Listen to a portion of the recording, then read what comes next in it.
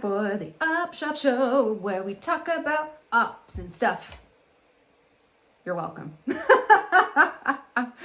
Welcome to another episode of the Op Shop Show. I'm Nikki, and today we are pondering the question, what next? What is next? How can we grow? Where can we grow? What could the future look like if you are working as a virtual assistant or digital support worker? What next? Where are you going? If you know me, then you know I hate doing what we are told is the only way to do things. This ascension model of how we are supposed to grow and scale, I think is stupid and wrong. But all that being said, what is available out there? What is possible? What are some things to think about? And this is what I've been noodling on and want to talk about today. I will preface this by saying, one, this is by no means an exhaustive list of the different career paths and options that are available to you. I'm sure there are more that I have not thought of. So this, if anything, I hope this kickstarts some idea generation. So I was thinking about, back when I started working in the digital support space, how do I get started? What do I do? But then what happens after that? Can I really make a career of working online in this type of role? Yes, you can, but there are many pathways available to you. So let's kind of track through the 5 that I've kind of come up with. So the first step on a career path I typically see is that of a generalist. So you're doing a wide range of tasks, you're working with a wide range of companies or types of businesses maybe. So perhaps you're doing administrative and technical and creative support type of tasks for clients.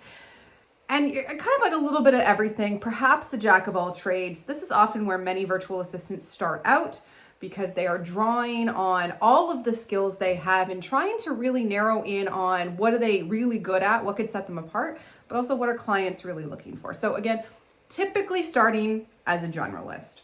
From there, we often see people move into becoming more specialized. So again, this is going to depend on the type of experience you have or where you want to go. But this is when you choose an area and make that your thing. So we will often see this. Social media management is a huge one here. Operations people like me, technical implementer, kind of back-end people, customer service. So when you become a specialist, this is going to allow you to build expertise, competency, and confidence in a particular field and package that into something very specific for clients. As a result of this, we're often going to see people change their title. This is where you might see them start calling themselves, say, an online business manager. OBM is a big one that people see as like an ascension career path for virtual assistants. You might decide, I'm going to be a launch manager. I'm going to be a social media manager. Whatever it is, the idea is that you go from wide to narrow. It doesn't always happen like this. I think in my own career path specifically, I wasn't a generalist as an entrepreneur. I was a generalist in some of the corporate companies I worked with. But once I went out on my own, I was very much a specialist in operations and strategy right from the beginning because that is what my career had been. So also don't take this to mean if you have had great professional success and experience in a more traditional workplace environment, that does not mean you have to start over when you become a virtual assistant. You can fully go right to specialist or one of the other types of career paths I'm going to talk about. So the third one I want to talk about, which I also see a lot of people shift into, is an agency model. So let's say you're working as a virtual assistant, you're getting good, you're getting clients, and you kind of can't keep up with demand, or you want to grow bigger.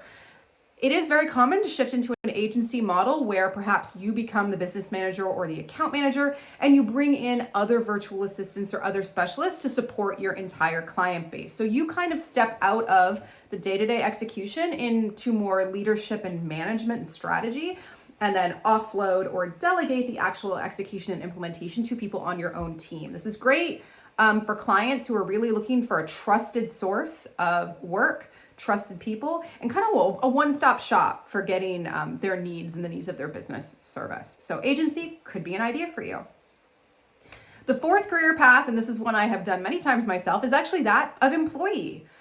Many times in my career, I have started working for a company as a contractor, as a freelancer, as a digital support person, and we just got along so well that I was invited to join their company as an employee. And the longest I did this for was actually several years. I started as a virtual assistant, but I eventually self-promoted myself to their operations manager, and then I ended up becoming their COO, and I was with them for 3 years before I came back to running my own business. So it is entirely possible that your career path could be to go work for someone else, to become an employee. And not to say you have to do that forever. Just like me, I went back to running my own company, and I've done that several times over the past decade or so.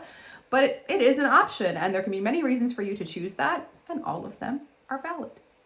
And then the final thing I want to talk about, which is again a career path that I myself have gone on, is becoming that of a consultant. So it's just, I don't want to say it's higher. I don't want to say that being a consultant is better or higher than all the things I've talked about. It's just a different way of working with people.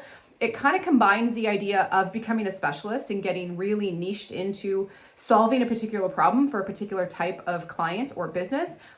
It also means you're probably stepping out of execution and implementation, much like an agency model does. And there's different ways to structure consultancy agreements. One of the ways we often think about it as you come in and like you solve a problem for someone, kind of give them everything they need, and then like you're on to the next one. So that's also an option. It's, really stepping into the strategic higher level. It typically means you're working more with leadership at that point rather than maybe like their frontline staff members. But your focus is much more on the bigger picture, the overall business, as opposed to a particular vertical or ecosystem within the business. So again, there are some ideas for you on what is next. So, you could move from a generalist into a specialist. You could go the agency route. You could become an employee of one of your favorite clients. You could move into consultancy. Or, last one I want to mention, you stay exactly where you are. There is nothing out there that says you have to grow and scale your virtual assistant business. There is nothing out there that says you have to specialize. Clients are always going to need people who are just interested in doing the work. And that is totally fine. If you want to keep your business a lifestyle business, if you only ever want to work 15 hours a week and work with 2 clients, more power to you. That is an equally valid career path.